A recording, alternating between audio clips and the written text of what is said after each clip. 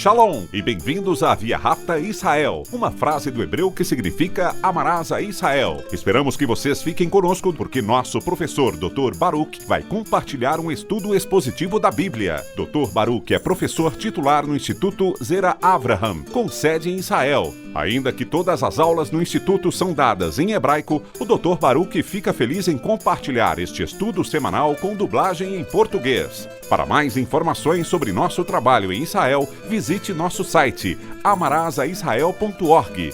Fiquem agora com o Dr. Baruch e a aula de hoje.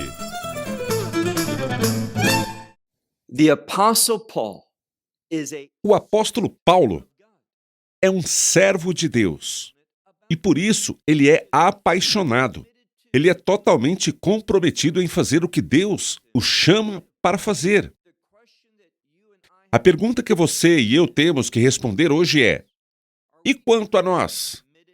Será que somos realmente pessoas comprometidas, apaixonadas, que desejam obedecer a Deus? Pessoas que desejam ser usadas por Deus para ser uma bênção e ajuda e apoio na vida de outra pessoa? Nós precisamos entender isso bem. Vejamos então uma palavra para comprovação. E isso é sério, isso é importante.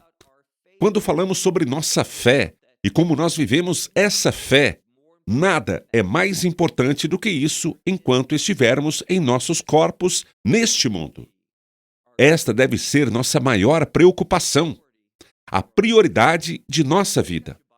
Neste momento, pegue sua Bíblia e olhe comigo para 1 Timóteo, capítulo 2. A epístola que Paulo escreveu a Timóteo, a sua primeira epístola a Timóteo, no capítulo 2. Nós vamos analisar 7 versículos na aula de hoje. Vamos passar por todos eles rapidamente. Mais rápido do que o normal.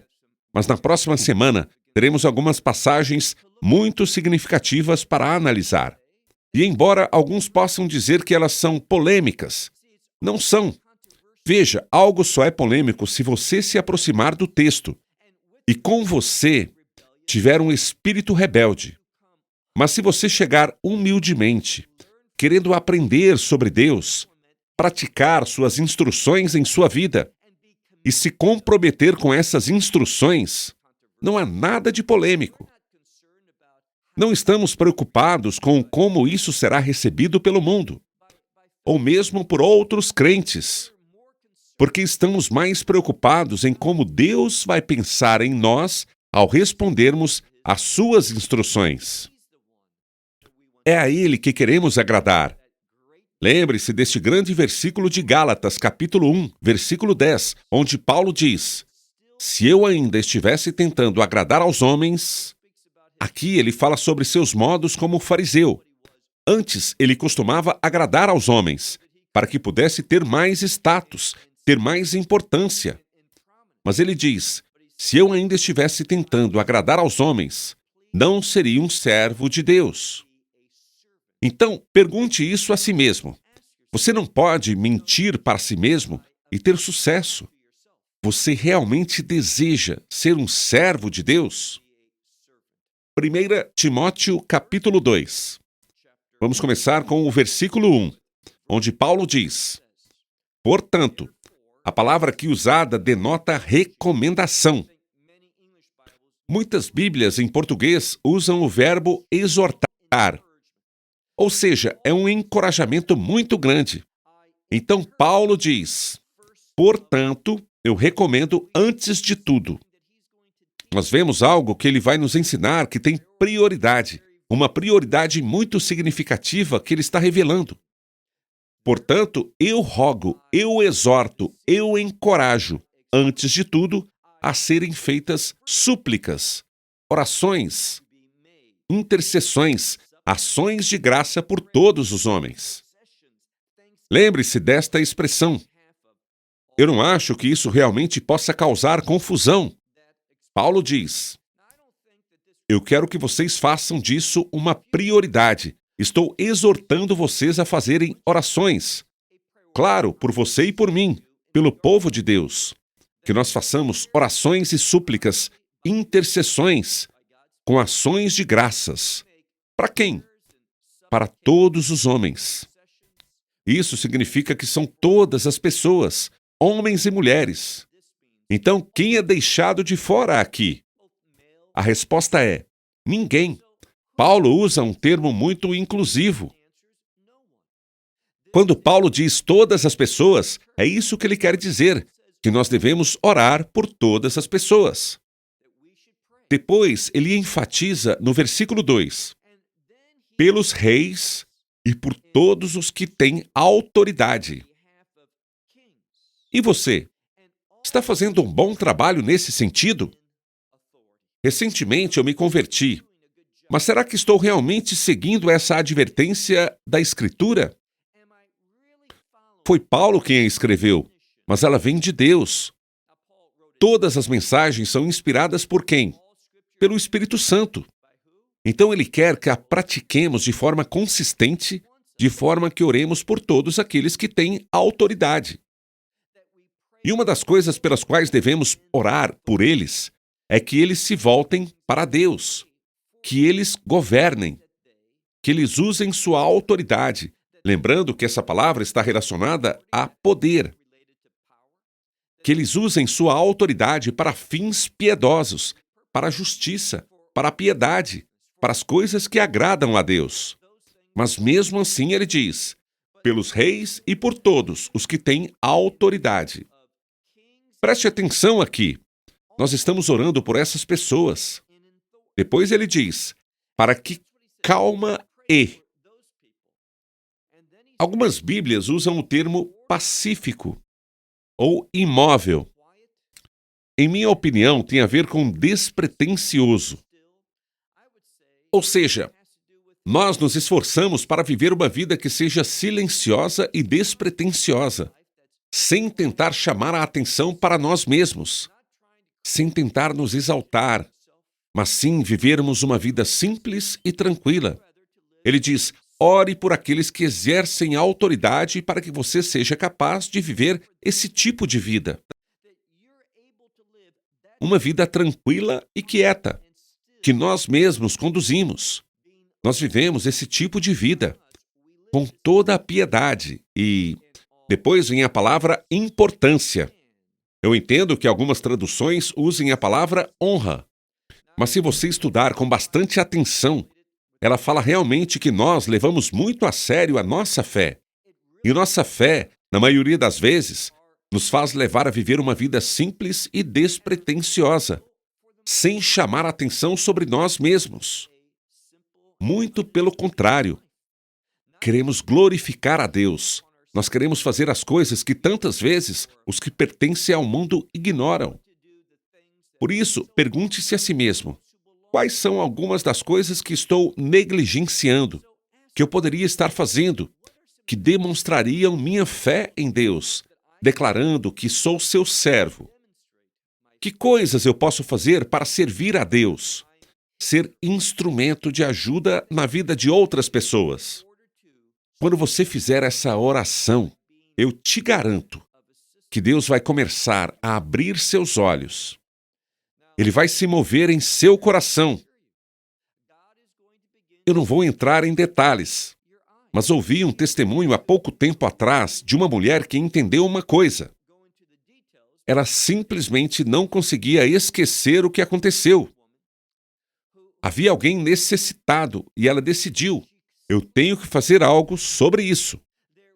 Ela se envolveu pessoalmente na vida dessa pessoa e elas se tornaram muito próximas. Ou melhor, começaram uma grande amizade.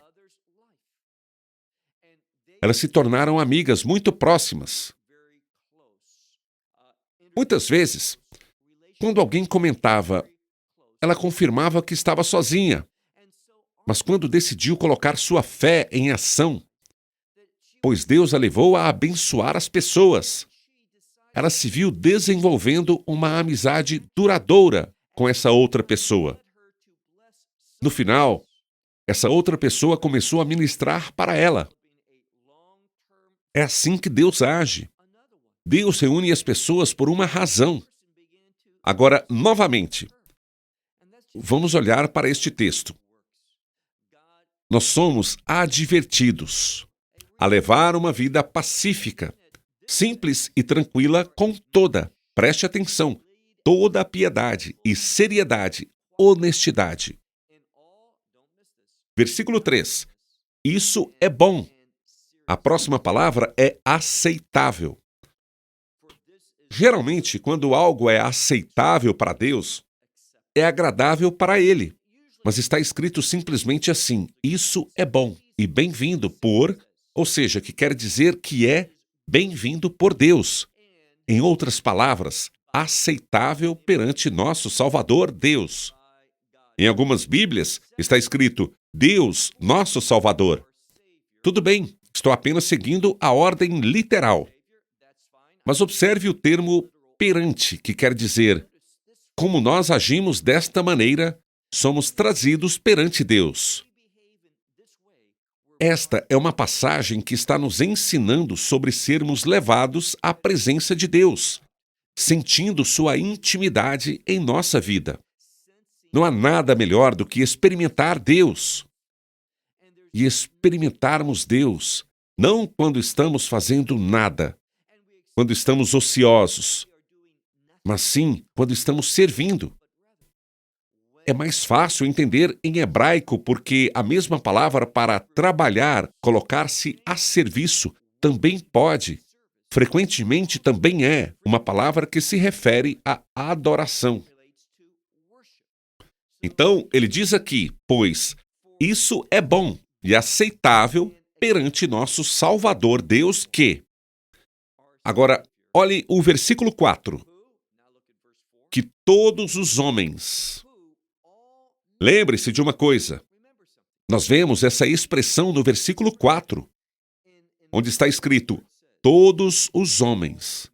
Se nós voltarmos até o primeiro versículo, que vem antes deste texto, vemos a mesma palavra em uma forma diferente, porque está no caso genitivo.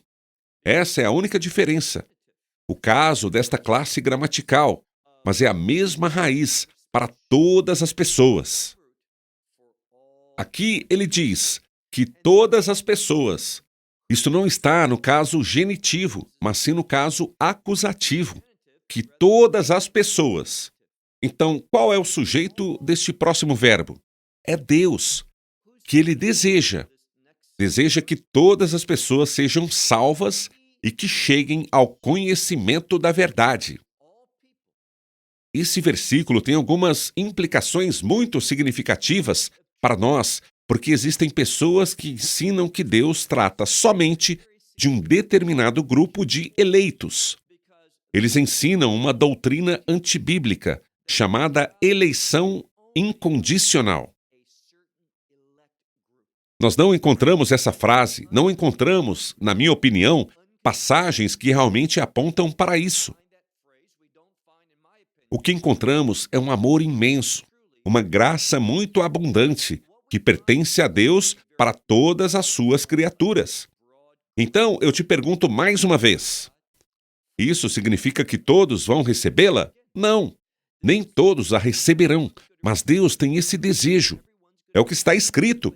Por isso é muito importante que não deixemos os outros dizerem. Quando estiver escrito todos aqui, significa todos de um subgrupo. Não, de jeito nenhum. Da mesma maneira que Deus diz de forma bem abrangente, eu quero que vocês façam orações, súplicas, intercessões e ações de graças por todas as pessoas. Não se trata de um grupo nem subgrupo. Da mesma forma, quando olhamos para o texto aqui, ele diz que todos os homens, ou seja, todas as pessoas, homens e mulheres, ele deseja que sejam salvos e que o conhecimento da verdade chegue a eles. Versículo 5. O versículo 5 nos diz como Deus consegue fazer isso, porque Ele quer que toda a humanidade seja salva. Aqueles que não entendem a soberania bíblica de Deus dirão coisas ridículas como: se Deus quiser que toda a humanidade seja salva, e nós sabemos que nem todos serão salvos, isso compromete a soberania de Deus. Então, Ele deve realmente querer apenas um grupo. um grupo de eleitos, não toda a humanidade. Não. Deus não pode desejar uma coisa. Sua soberania não exige que o que Deus deseja, que isso se torne realidade. Por exemplo, deixe-me te perguntar uma coisa. Por um acaso Deus alguma vez desejou que alguém pecasse? A resposta é não. Deus não mente. Deus não pode ser tentado a fazer o mal. A Escritura diz, ele também não tenta ninguém a fazer o mal. Deus nunca faz parte, nunca se relaciona à pecaminosidade de alguém. Muito pelo contrário, o Espírito de Deus age nos crentes. E a consciência age nos que não são crentes, para que nós não caminhemos em pecado. Ou seja, quando alguém peca, isso compromete a soberania de Deus? Não. Quando alguém está perdido, isso significa que porque a pessoa está perdida.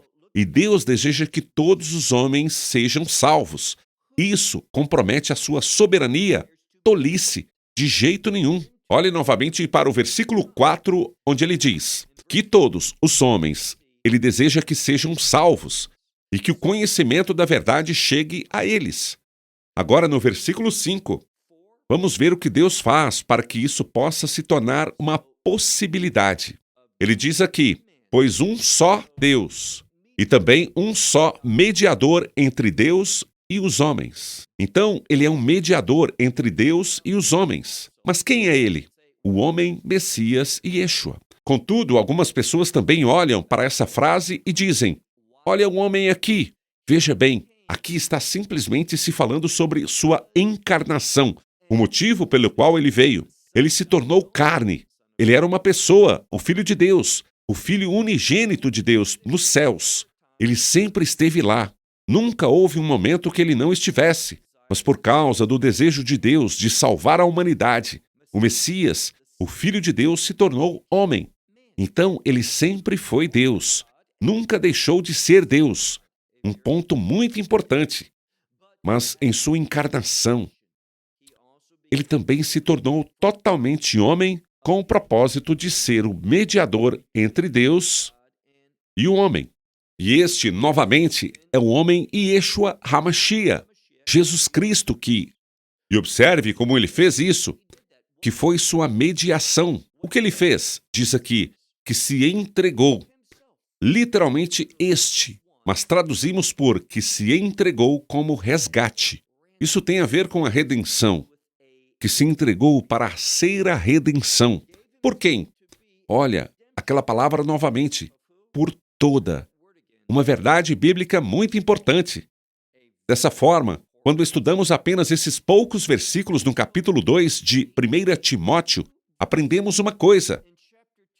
Nós vemos uma verdade sobre a obra de redenção de Deus, que Ele deu seu Filho, o chamou para deixar o céu, encarnar, ou seja, tornar-se totalmente homem, se vestir de carne e sangue para fazer a obra da mediação, ou seja, trazer unidade entre o homem e Deus. E ele fez isso tornando-se um resgate. E esta é apenas uma palavra para a redenção. Por quem? Por todos. Esta é novamente a mesma palavra que vemos no versículo 1, onde diz, eu desejo que orações sejam feitas por todos os homens, por toda a humanidade. Agora, olhe para a última parte do versículo 6, que traz, para servir de testemunho a seu tempo. Está muito claro aqui, em termos gramaticais, que o testemunho e a seu tempo andam juntos. O que ele está dizendo é que o testemunho acontece no tempo de cada pessoa. O que isso quer dizer? Todos nós conhecemos a Escritura que diz, hoje é o dia da salvação.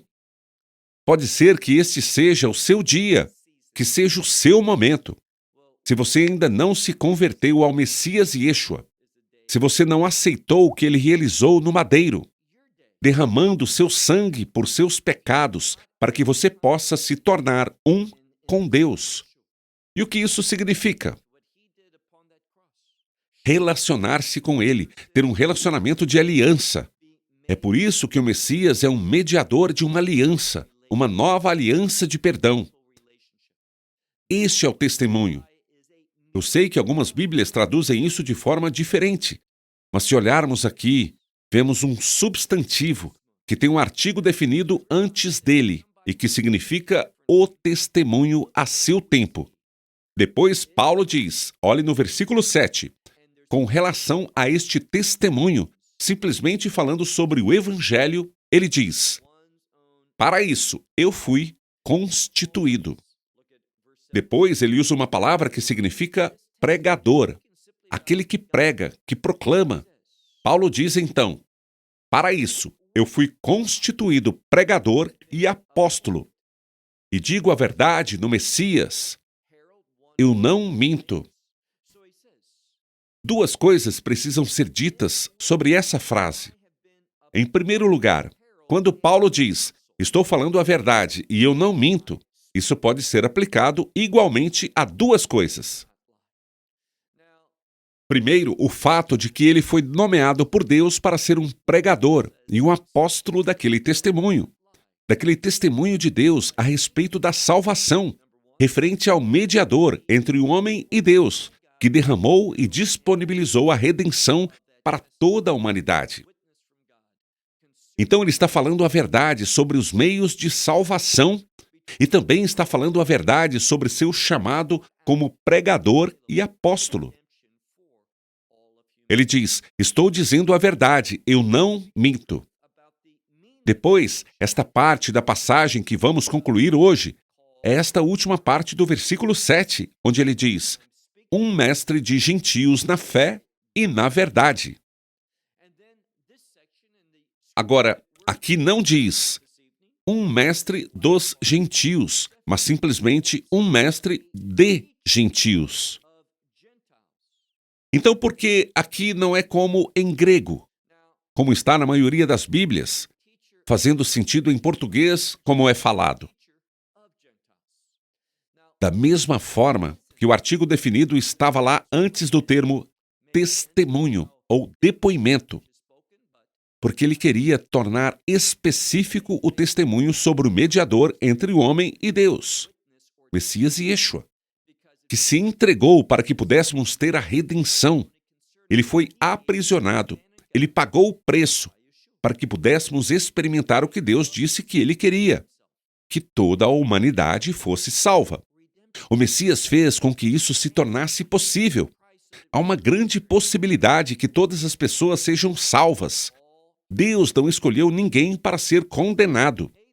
O que acontece é que eles rejeitam o que sua consciência diz. Estou inclusive pensando em fazer um estudo sobre a teologia reformada nos próximos meses. É algo que eu realmente aconselharia você.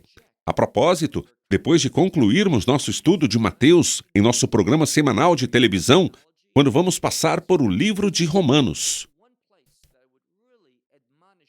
E Romanos deixa bem claro que o conhecimento de Deus existe e que Deus coloca em cada pessoa. Então, quando alguém não é salvo, é porque essa pessoa está rejeitando a sabedoria de que Deus é, de que Ele existe, de que Ele reconhece toda a humanidade. É por isso que quando alguém diz, eu não acredito em Deus, essa pessoa é mentirosa. Toda vez que ela diz isso, por dentro, ela sabe que não está falando a verdade. Então, vamos concluir.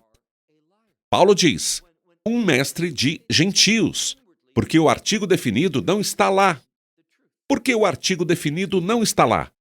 Porque Paulo está pensando como Deus pensa, de forma bem geral.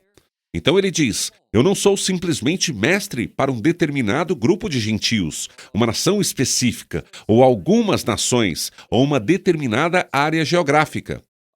Paulo quer ampliar esse conceito para torná-lo mais inclusivo.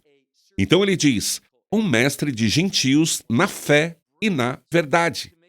Sugiro a você que sublinhe esta frase, pois essas duas palavras muito frequentemente andam juntas, fé e verdade. Nós sabemos que em hebraico elas se originam da mesma shorj, ou seja, da mesma raiz da palavra. Em grego, elas não vêm da mesma raiz, elas são muito diferentes, mas vemos que, muito frequentemente, no Novo Testamento, essas duas palavras, fé e verdade, estão sempre intimamente relacionadas uma com a outra. Por quê? Porque a fé é quando implantamos a verdade de Deus em nossa vida. Bom, concluindo, digo o seguinte: não há uma decisão melhor que você possa tomar do que dizer, Deus, me ensine sua verdade e me comprometo a colocá-la em ação. Quando você estiver comprometido a fazer apenas isso, você ficará surpreso com o que Deus começa a mostrar a você em sua palavra.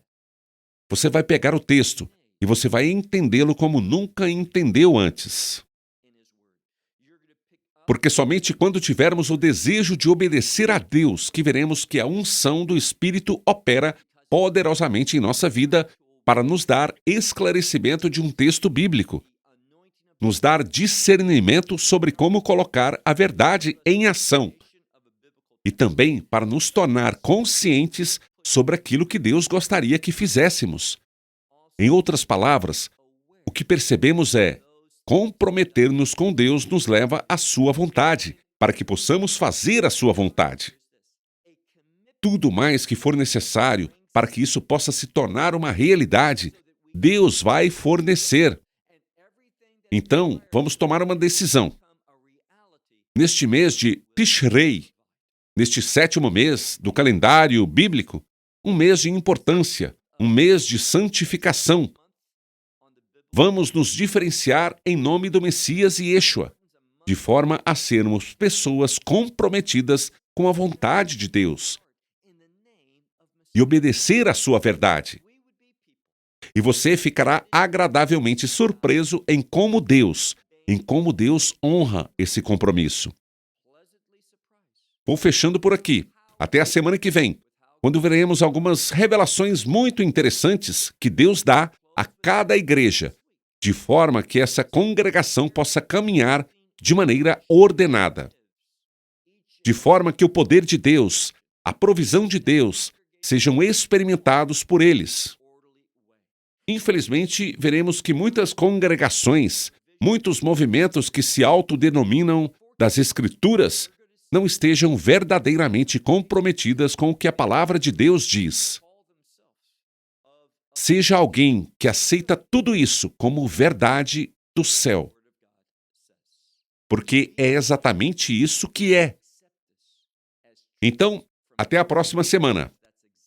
Shalom, desde Israel. Well, until next week, shalom from Israel.